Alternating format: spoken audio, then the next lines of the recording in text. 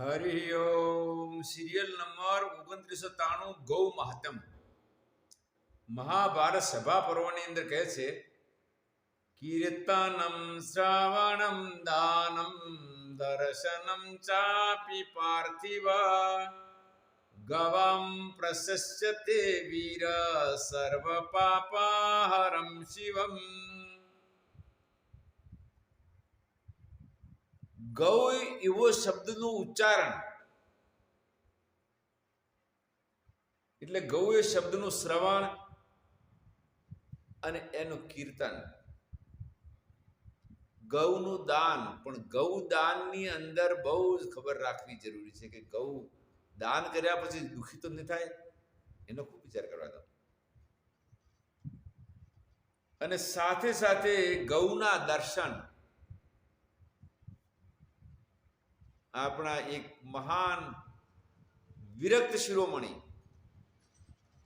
સર્વશ્રેષ્ઠ વિરક્ત, તમે નામ સાંભળશો તો આશ્ચર્ય થશે. એવા ગુજરાતની ભૂમિ ઉપર, જો કે ગુજરાતી નતા, પોતે મહારાષ્ટ્રથી આવેલા, એવા રામચંદ્ર ડોંગરે બાપુ થઈ ગયા. લગ્ન કર્યા એમને ત્યારે શરત કરી કે મારી સાથે 12 વર્ષ બ્રહ્મચર્યનું પાલન કરશે, એની સાથે લગ્ન કરીશ. લગ્ન કર્યા પછી એવો એમનો વૈરાગ થયો. 14મા વર્ષે માતાજીએ કીધું કે મહારાજ શરત તો પૂરી થઈ ગઈ તમારે. ત્યારે એમ કીધું કે દેવી મારી ભૂલ થઈ ગઈ, હવે મારી એટલી વિરક્તિ છે કે હું વચન તમારું મારું આપેલું વચન પાળી શકીશ નહીં. વિચાર કરો, લગ્ન થઈ ગયા પછી પણ એમની અંદર વિરક્તિ, વળી છેલ્લે 1 રૂપિયો પણ એમનું બેંક બેલેન્સ નહોતું. આજીવન ભાગવતની કથા કરી, કેન્સર થઈ ગયા પછી પણ છેલ્લી શ્વાસ સુધી કથા ન છોડી. અને માતાજીનો ને એમનો વિયોગ થઈ ગયા એટલે બે અલગ પડી ગયા. એ પછી છેલ્લે શરીર પણ સંતરામ મંદિરની અંદર એમણે છોડ્યું હતું, આતુર સંન્યાસ લીધે. એવા ડોંગરે બાપુ પ્રતિદિન ગૌ પૂજા કરતા અને સંતોનું બ્રાહ્મણોનું પૂજા કરતા, પણ પૂજા કેમને કરાવી નથી. વળી સન્મુખ દ્રષ્ટિથી આંખ મિલાઈને જેમને કોઈની સાથે વાત પણ ન કરતા, નીચી દ્રષ્ટિથી જે વાત કરતા. આટલી મહાન વિરક્ત વ્યક્તિ પણ પ્રતિદિન જ્યાં સુધી શરીર સારું રહે ત્યાં સુધી પ્રતિદિન ગાયની પૂજા કરી એમણે. સંતોનું પૂજન કર્યું અને બ્રાહ્મણોનું પણ પૂજન કરેલું. એટલા માટે ગાય આ સર્વ પાપોને દૂર કરવા અને કલ્યાણકારક છે ગૌ માતા. અને ઘણા વિદ્વાનો પણ કાશીની અંદર પોતાને ઘેરે ગાય રાખીને એની સેવા કરતા હોય છે. સિરિયલ નંબર 2996 મહાભારત અનુશાસન પર્વમાં કહે છે ગાવ સર્ગસ્ય સોપાનમ ગાવ સર્ગેપી પૂજિતા ગાવ કામદુહો દેવ્યો નાન્યત કિંચિત પરમ સ્મૃતમ. ગાવ સર્ગસ્ય સોપાનમ. ગાય એ સ્વર્ગનું સોપાન છે. ગાવ સ્વર્ગેપી પૂજિતા. અને ગાય એ ખરેખર સ્વર્ગમાં પણ પૂજિત છે. ગાવ કામ દુહો દેવ્યો.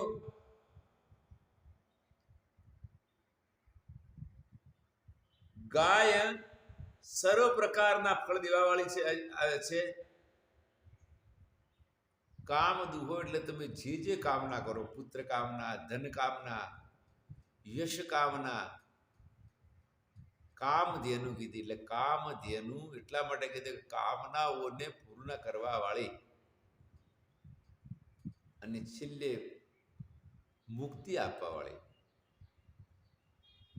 એવી ગાયને કામદુહો એટલે કામધેનુ કહી. અને એનાથી અન્ય કોઈ વધારે ચડિયાતું છે નહીં.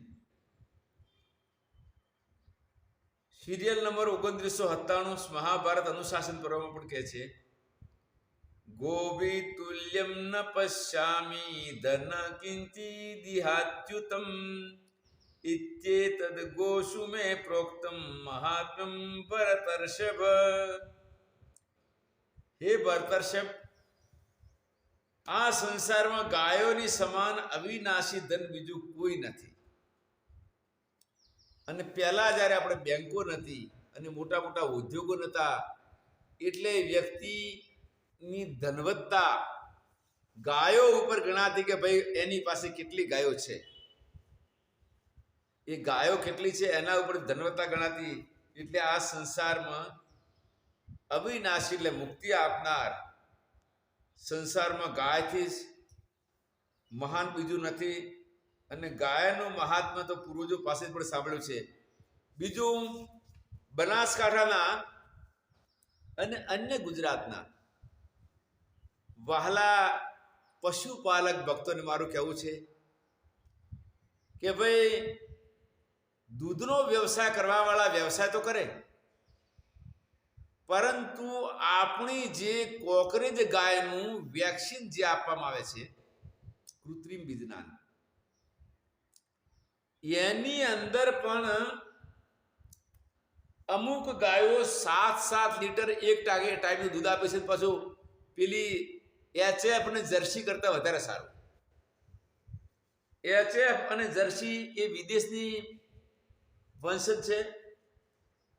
જો કે દૂધ એનું વધારે આવે પણ થોડું પતળું છે, અને સાથે સાથે એમની રોગો પણ વધારે આવે છે, કારણ કે અહીંનું વાતાવરણ એને એટલું અનુકૂળ નથી. જ્યારે આપણી દેશી ગાયની અંદર પણ અલગ અલગ ક્વોલિટીઓ છે.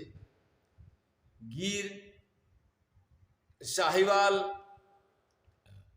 અને કોકરેજ, એટલે કોકરેજ ગાય એમની અંદર બધી જ ગાયોમાં આખા વિશ્વમાં સર્વપ્રથમ છે. અને બ્રાઝિલની અંદર આજથી વર્ષો પહેલા અહીંથી એ લોકો ગાયો લઈ ગયેલા અને એનું નામ આપ્યું અમેરિકન બ્રાહ્મીન બ્રીડર્સ ઓફ એસોસિએશન. આ લેખ મેં આજથી 45 વર્ષ પહેલા વાંચેલો. હવે સ્થળનું નામ મને ખ્યાલ નથી, પણ ત્યાં આગળ આજે પણ કોકરેજ ગાયો છે. અને એના વેક્સિનથી જે ગાયો થાય છે 7-8 લીટર દૂધ આપે ને હવે ધીરે ધીરે વધીને પછી એની વાસળી એથી પણ વધારે આપશે. માટે ગાયોવાળા વ્યક્તિઓ પોતે હવે કૃત્રિમ બીજદાળની અંદર કોકરેજ ગાયનું જ લે, અને એ રીતે એની સેવા કરવાથી આ લોકમાં ધનની પ્રાપ્તિ અને પરલોકમાં પણ ઘણું સારું સુખ આપશે. હા ભાઈ, ભેંસો સાથે પણ મારો વિરોધ નથી, પણ ભેંસોના દૂધની અંદર ધનની પ્રાપ્તિ તો થશે, પણ પરલોકની પ્રાપ્તિ ભેંસોના દૂધમાં બતાવી નથી. વળી શંકર ગાયો જે આપણે જર્સી અને HF છે,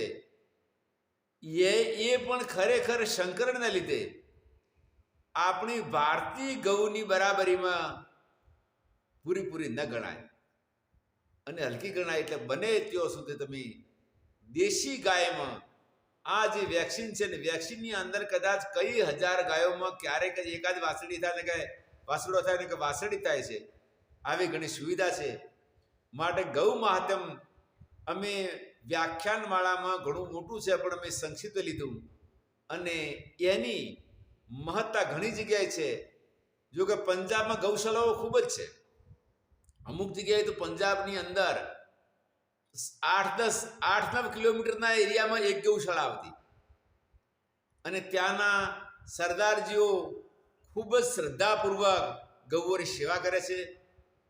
જો કે સરદારજી પૂરેપૂરા હિન્દુ છે, અને ઘણા સરદારજીઓ અધિકથી અધિક, હું માનું છું કે 95% સરદારજીઓ પોતાને હિન્દુ ગણતા હશે.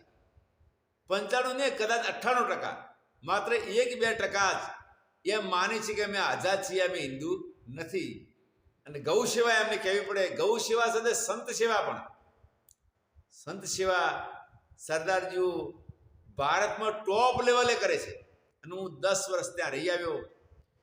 વચ્ચે અમે નાના હતા ને કદાચ કોઈ સરદારજી આવી ચડે તો બધા છોકરા એમને ઘેરી લેતા કે આ તો અમારા રક્ષક અમારા ધર્મ રક્ષક અમારા ફૌજીભાઈ આવ્યા કે જેની અમારા ધર્મની રક્ષા કરી પોતાની કુરબાનીઓ આપીને.